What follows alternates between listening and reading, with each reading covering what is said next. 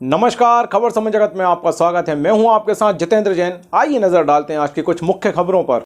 भोपाल। मध्य प्रदेश में विधानसभा चुनाव के लिए बीजेपी उम्मीदवार प्रचार प्रसार में जुट गए हैं। चुनाव कैंपेन के लिए बीजेपी के दिग्गज नेता प्रदेश पहुंचे हैं। इसी कड़ी में बीजेपी प्रदेश कार्यालय में केंद्रीय मंत्री अर्जुन मुंडा ने मीडिया से चर्चा की। उन्होंने कहा कि मध्य प्रदेश चुनाव में दलील आधार पर राजनीतिक दल अपनी अपनी बात कह रहे हैं। 75 वर्षों तक आदिवासियों को उपेक्षित रखा गया। सिर्फ सत्ता के लिए आदिवासियों को हथकंडा बनाया गया। जनजातीय समाज को बीजेपी मुख्य धारा में लाई है। आदिवासी भाइयों का विकास सुनिश्चित किया गया है। मध्य प्रदेश में कांग्रेस सरकार में जनजातीय वर्ग की अनदेखी की गई, इसलिए कांग्रेस को देश भर की जनता ने नकार दिया है। कांग्रेस के वचन पत्र में सिर्फ छलावा हुआ है। केंद्र में रहते हुए नीतियों का वादा नहीं निभाया। आबादी के अनुसार न नीतियां बनाई गई, न कार्यक्रम तय किए गए। कहा कि आदिवासियों का सबसे अधिक पलायन कांग्रेस सरकार में हुआ है। आदिवासी इलाकों में शिक्षा और स्वास्थ्य व्यवस्था बीजेपी की सरकार लेकर आई है। बीजेपी के कामों से घबराकर कांग्रेस वचन पत्र लेकर आई है। मध्य प्रदेश में भारिया समाज की योजनाएं कांग्रेस सरकार ने बंद कर दी थी। बीजेपी ने पैसा कानून लागू किया है। कैसे उपेक्षित रखा और किस तरीके से यह कोशिश किया कि वह सिर्फ देश में सत्ता के लिए राजनीति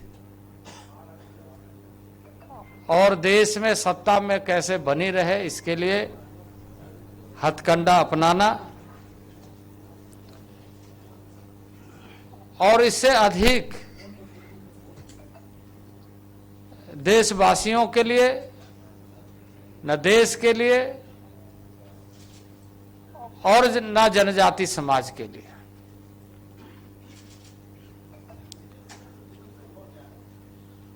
कांग्रेस ने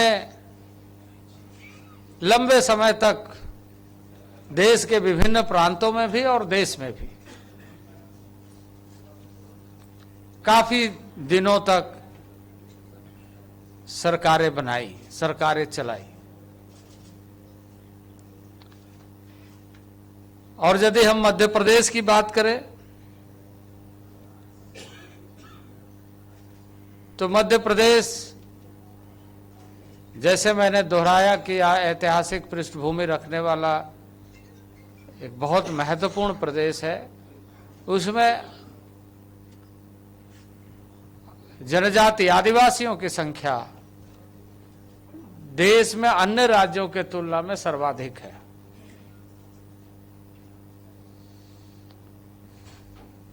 लेकिन इस राज्य में कांग्रेस जब भी सरकार में रही, जनजाति हितों की अनदेखी की और उस मूल भावना को जो नैसर्गिक जीवन जनजाति समाज का है उस पर प्रहार किया।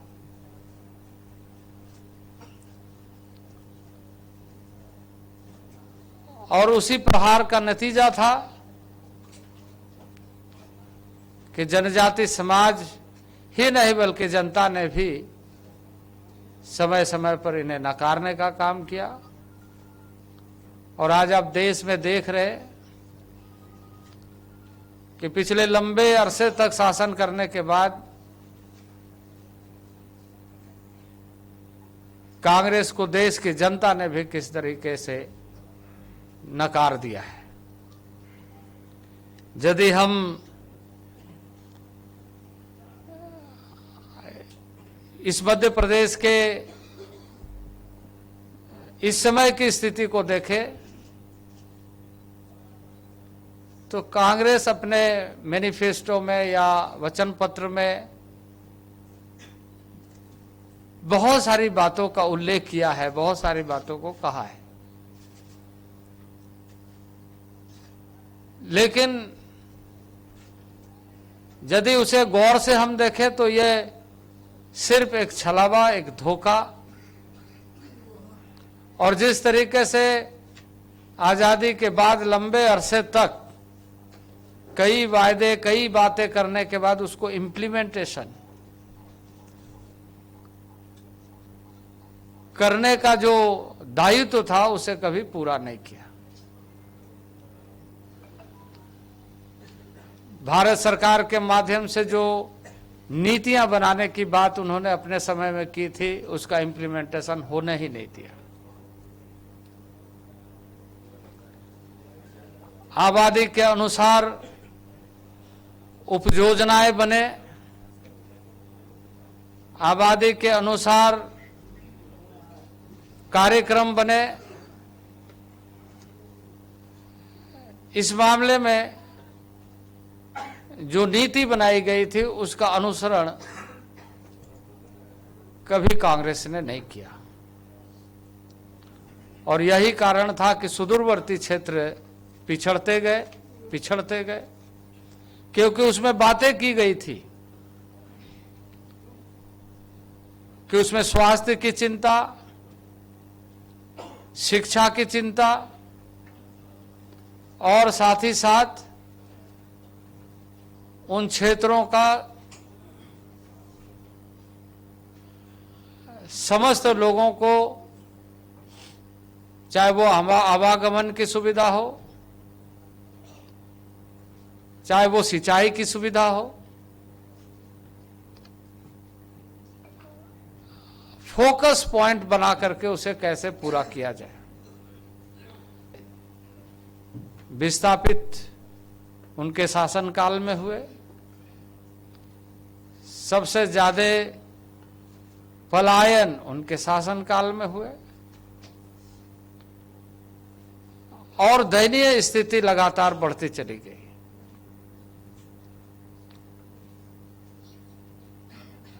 लंबे अरसे के बाद नरेंद्र भाई मोदी के नेतृत्व में सरकार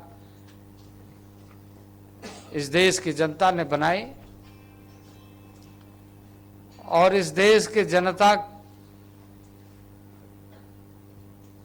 के अभूतपूर्व समर्थन से आज देश और राज्य, यानी केंद्र और राज्य मिलकर के सारी नीतियों को जमीन पर उतारने का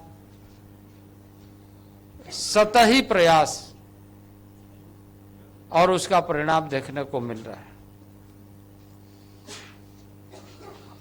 यदि हम बात करें विद्यालयों का, तो भारत सरकार के माध्यम से लगभग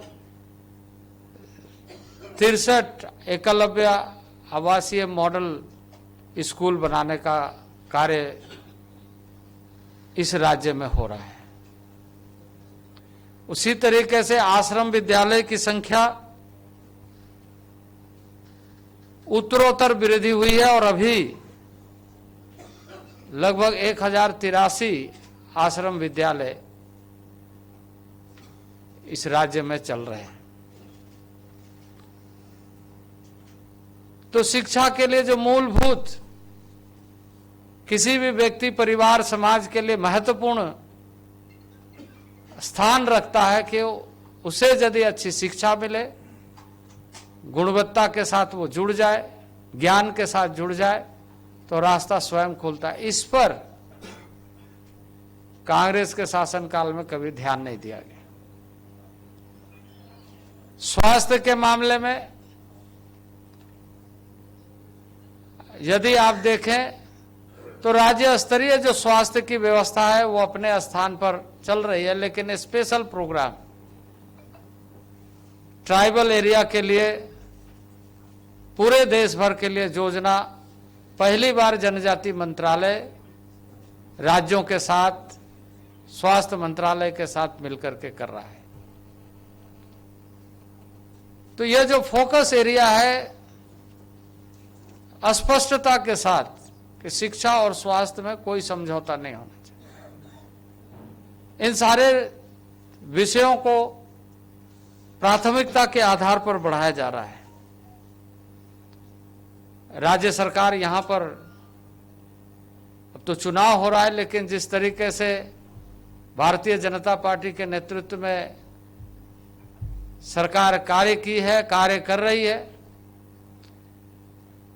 उससे घबराकर कांग्रेस ने जो जिस तरीके से अपने वचन पत्र यहां पर घोषित किया है, वो स्पष्ट रूप से दिख रहा है कि वो घबराई हुई और इस बात को अब किसी भी हालत से जस्टिफाई नहीं कर पा रही है कि उनके शासनकाल में जो चूक हुई, जो लोगों को नजरअंदाज किया गया, वो नजरअंदाज करने का परिणाम जब जनता ने सुनाना शुरू कर दिया है तो अब पुनः अपना स्थान बनाने का प्रयत्न कर रहे हैं।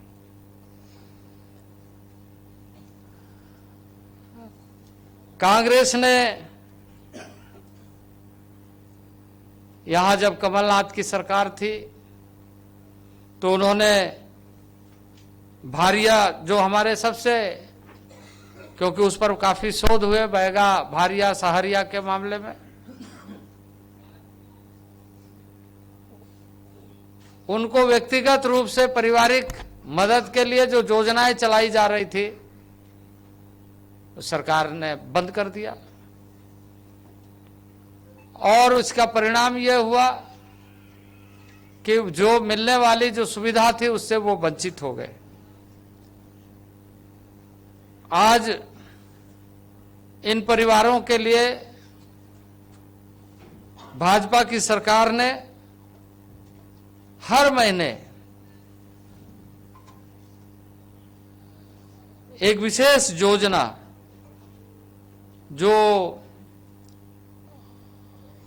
स्पेशली उन लोगों के लिए बनाई गई, उसके तहत 2,30,000 से अधिक महिलाएं लाभान्वित हो रही हैं। कांग्रेस ने पेशा की बात की, पेशा कानून बनाया पर उसे इंप्लीमेंट नहीं किया। आज भी कई राज्य अनुसूचित क्षेत्र में जहां कांग्रेस ने नेतृत्व किया या नेतृत्व में है, हमारा मंत्रालय लगातार उन सरकारों से या वैसे कार्यों के बारे में सूचना लेती है। उसमें ये बात सामने आई कि पेशा का रूल ही कई स्टेटों ने नहीं बनाया। 15 नवंबर गौरव दिवस में, स्वाभिमान दिवस में आप सबको हो सकता है स्मरण होगा, क्योंकि उस कार्यक्रम में मैं भी था। 15 नवंबर को शहडोल में हम आए थे। 15 नवंबर को महामहिम राष्ट्रपति। खबर समय जगत के लिए संवाददाता आदित्य सराठी की report. For latest news, subscribe to our channel and press the bell icon.